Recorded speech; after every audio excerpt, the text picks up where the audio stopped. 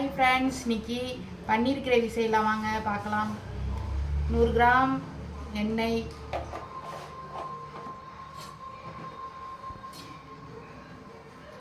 லைட்டாக எண்ணெய் சூடாகினதுக்கப்புறம் பட்டை, கிராம்பு, ஏலக்காய், சோம்பு, பிரியாணி இலை,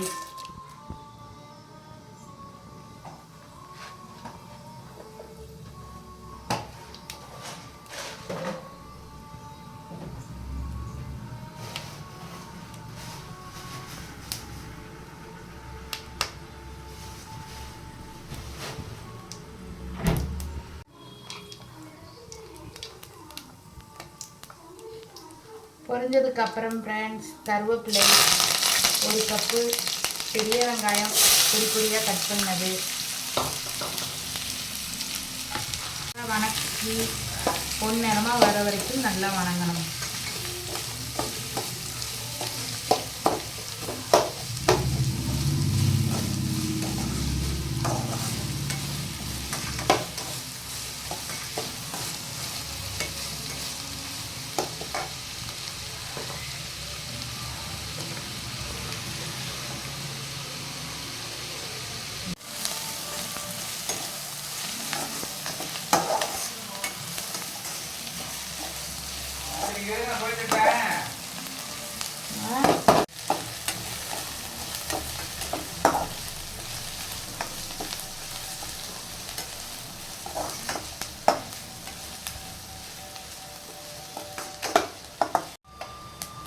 வெங்காயம் நல்லா வணங்கி விட்டது, நல்லா பொன்னிறமாக வணங்கிருச்சுங்களா.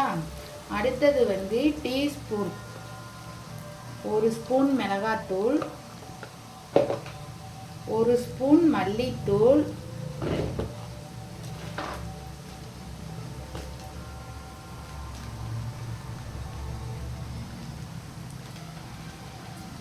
1 ஸ்பூன் கரம் மசாலா போட்டு நல்லா வணக்கிடணும்.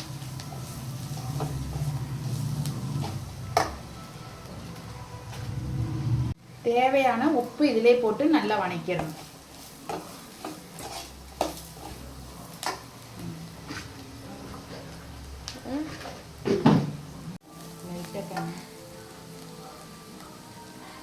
நல்லா வணங்கிருச்சுங்களா பொடி போட்டு. அடுத்தது வந்து தக்காளி பழம் 5 பழம் அடித்து இதில் ஊற்றி நல்லா கலரிக்கணும்.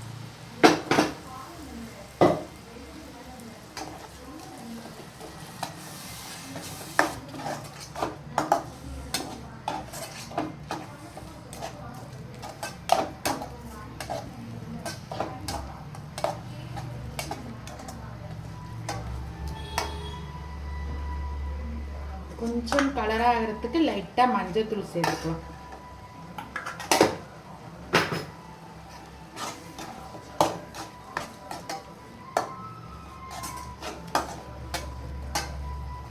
டீஸ்பூன் இஞ்சி பூண்டு நல்லா கிளறி விட்டுங்க. பச்சை வாசனை போகிற மாதிரி கிளறி லைட்டாக கொதி வர மாதிரி தண்ணி ஊற்றிக்கிங்க.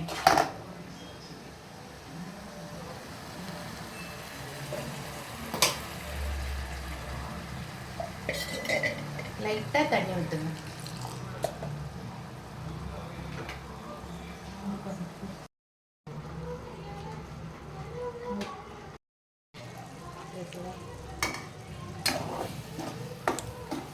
நல்லா கிரேவி ஆயிடுச்சு பார்த்துக்குங்க. அடுத்தது வந்து பன்னீர் கட் பண்ணி 1 கப்பு, 200 கிராம் பன்னீர்,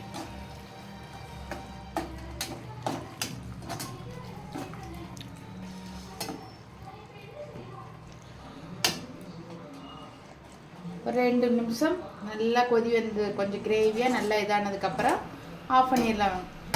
அவ்வளோதாங்க.